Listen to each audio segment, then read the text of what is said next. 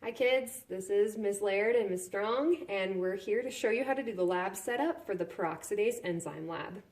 You're going to need a bucket, and this bucket's going to have water in it. You're also going to need 2 graduated cylinders. You're going to need a test tube and a stopper that has the tip of a pipette in it. You're going to need some graduated cylinders. You'll need 2 graduated cylinders, smaller. These are 25 ml graduated cylinders. You're also going to need hydrogen peroxide.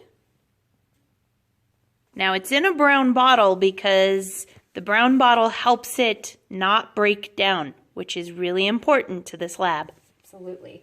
And then you're also going to need a solution of yeast. Now this yeast has been prepared with tap water, just yeast from the grocery store, and a little bit of sugar to give them some food. Yes, they are alive, and yes, it's used for bread. All right, so the first thing that you're going to do is you're going to set up your lab station. You're going to need to get water inside this test tube. So we've inverted this, this graduated cylinder. We've inverted this graduated cylinder and it is full of water. Now this part can be a little bit tricky because you have to get all of the air out of it. What we're going to be doing is collecting gas inside of this graduated cylinder. And so if we have any gas in here to start with, that's going to cause error in our data. So here's what's going to happen. I'm going to show you on the outside of the tub just so that you can see what I'm doing on the inside of the tub. But I'm going to put this graduated cylinder down into the water so that the water fills into the graduated cylinder. Now what's going to happen is that I'm going to get a little air pocket. And if you just kind of very slowly tip up the top of the graduated cylinder, you should be able to get that air pocket to come out the top of the graduated cylinder. But the key is to keep this below the surface of the water. Okay, so I'll show you what that looks like right here. That's all the air coming out. Now you can see there's this air pocket. There's an air pocket that's kind of right here, and I need to get that out. So if I tip the top of the graduated cylinder up, I should be able to get the air to come out of the graduated cylinder. There's a little bit that's still stuck in there. Let's see, it's not too much. Here it comes. Whoop. All right, so now this is completely full of water, and as long as the top stays below the surface, this water will stay in here. You'll want to keep both of these ready to go in case you need the second one. The reason why you might need the second one is that these graduated cylinders only measure up to 100 milliliters. And so if your gas starts to accumulate inside of this this graduated cylinder and you get to this line, this 100 milliliter line, you're going to have to switch to the other graduated cylinder because there's no more graduations below that and you won't be able to measure. Okay? Just like when we put water in there, we didn't want to go above the 100 or that top line because it wouldn't be accurate. That's right, exactly. And the whole point here is we want to capture all of the numbers. Okay, so the next thing you're going to do is you're going to prepare your test tube and you're going to use 3 milliliters of the yeast solution and 3 milliliters of the hydrogen peroxide. And I'll show you that in just a second, but I'm going to show you what it looks like dry first, okay? Now, once you mix these two things together, you have to be ready and you need to start timing because they won't wait for you, okay? So once you put them together, you're going to put the stopper on and you're going to give it a little shake so that they're, mixing together. And then you're going to put this tip, this pipette tip, underneath the graduated cylinder. Okay, so it's going to be underneath the graduated cylinder, and as the yeast start producing gas, that gas is going to go out through that pipette tip, up through the graduated cylinder, and it's going to push the water out. So this is called water displacement, okay? Or gas displacement, rather. Now I have a question. Should you maybe put your finger over the pipette towards once you mix them and you're shaking it a little so no gas escapes? That would be a fantastic idea. And then once you are ready to go, you'll be able to kind of slide it right in there, okay? You want to be careful you don't break open the stopper though, because then it spills into here and you gotta start over.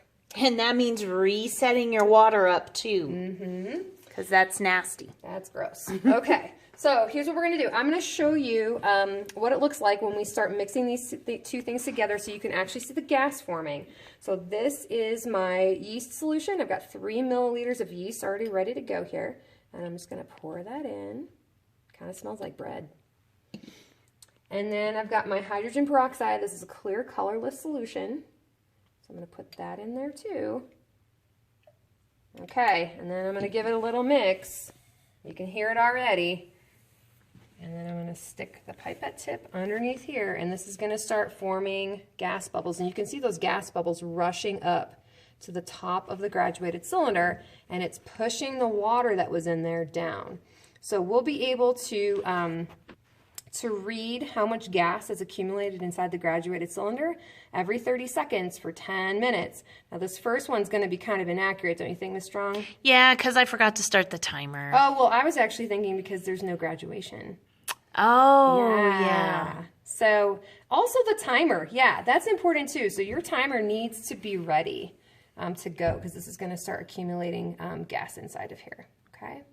All right, so that's what's going to happen.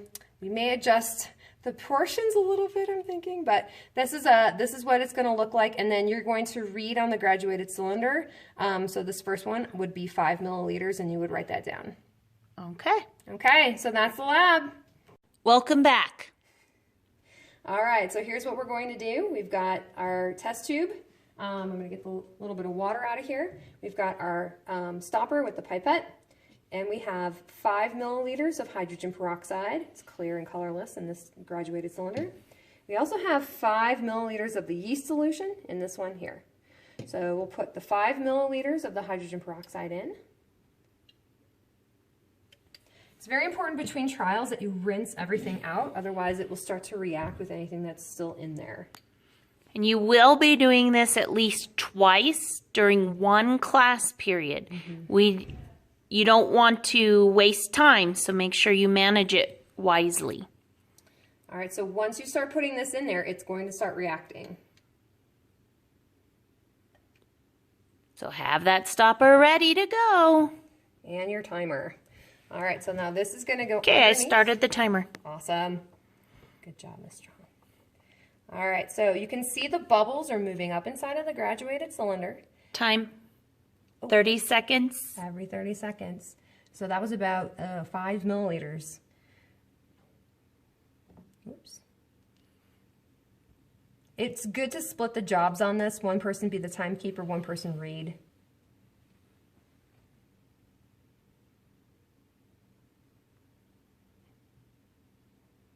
Time. 23 milliliters.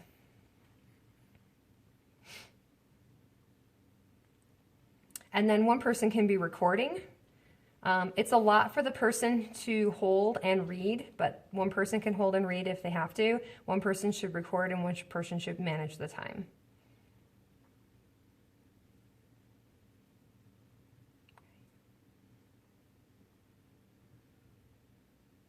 Time.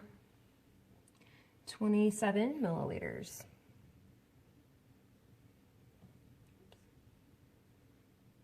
You can see that the bubbles are starting to slow, and that's normal. You'll have a lot of activity at first, and then it will start to slow down.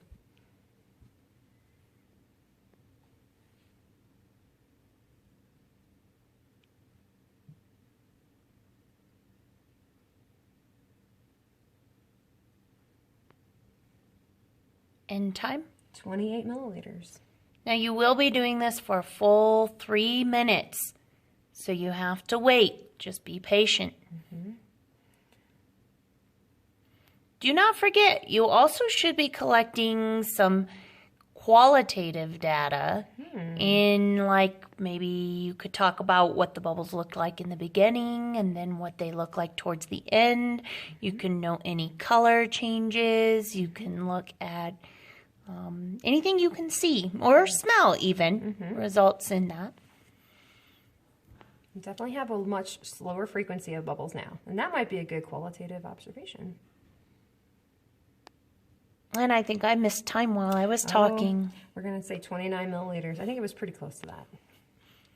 You'll do a good job. You'll do a better job measuring and timing for sure.